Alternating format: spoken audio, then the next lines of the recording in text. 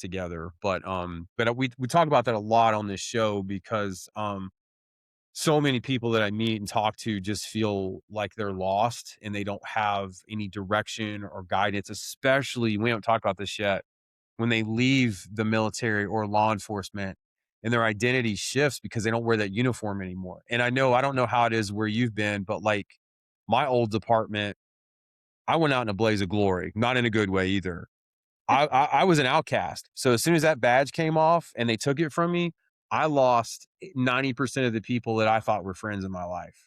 And it was just like, oh shit, like where's the thin blue line? Where's the brotherhood? And it just wasn't there. And I'm not like being a victim or anything, but it was like kind of like, okay, now I'm on this island. I got to figure out what to do. And so I know for me personally, like faith, once I got back to it, it kept me grounded. So when things would go crazy or sideways, which they will eventually in life because nothing's perfect, it just kind of kept me on the right track. That's why I'm sitting here talking to you today. I mean, honestly, that's why I have a podcast.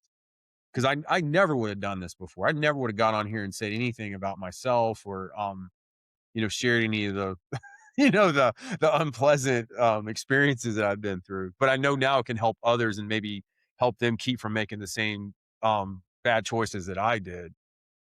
Yeah, that's awesome. Yeah, I do think that religion can serve that for a lot of people. It can be really grounding, and I think that there is something to say about religion having more like I I don't know if you've heard this, Steve, but like people who have religion are like more socially connected, and they have like there's a general consensus that they're happier, they have more community and more meaning, and it makes sense why that is. So if that works for folks to have religion and believe in that and have that as a grounding force, that's I'm 100% I stand by that. If it's healing for folks, whatever it takes to get to that point of, like you said, like finding self accountability and finding meaning and purpose, if that's what it can do, yeah, that's awesome. I wouldn't fight against that. How do you stay grounded personally and like because you're dealing with so much, especially as a therapist, like how do you balance your own mental health or your own um overall wellness when you're dealing with so much all the time? It's got to be a lot on your shoulders. I mean, Yeah. It's hard, especially like this summer has been really hard for me. I don't know if it's I had a colleague say earlier that Mercury is in retrograde. I don't know if that's a part of like the last 2 weeks have been I a don't even know what that means, but don't know what it means either, but I just it's been a hard summer, but like a lot going on in my personal life, and Mm. then the work that I do, like I said, is really hard working with people coming out of prison, and some of the things I hear is just hard to be around sometimes. For me, I have my own therapist, and I do therapy. I try to go weekly. And then I stay really connected to family. Family is really big for me, and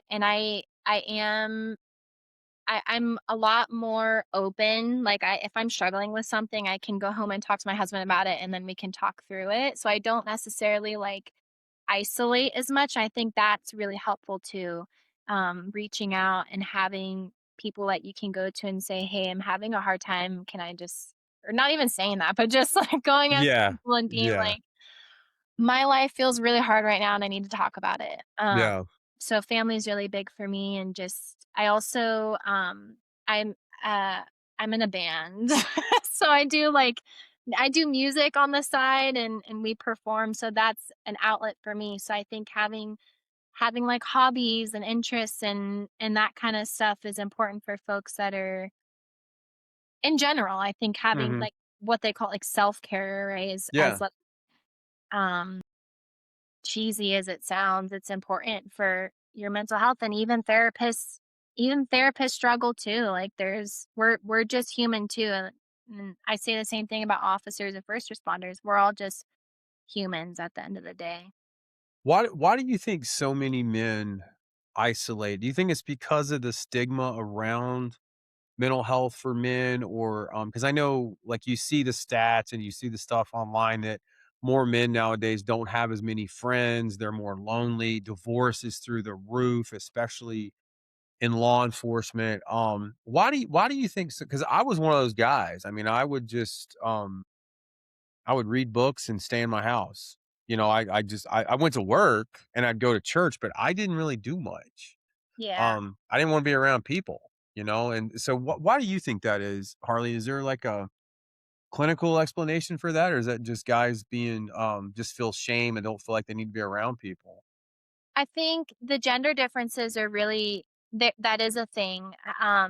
I think women in our society, it's more socially acceptable for women to be more vocal and emotional and Mhm, have like there's more of an acceptance or a norm, I should say, for women to reach out if they're struggling and to be more vocal about it.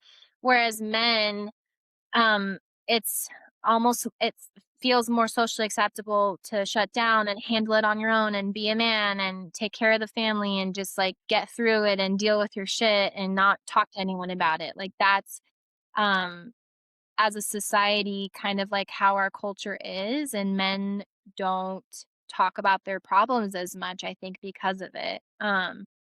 And I think clinically, like, that can lead to things like anxiety and depression. I mean, it can lead to different outcomes.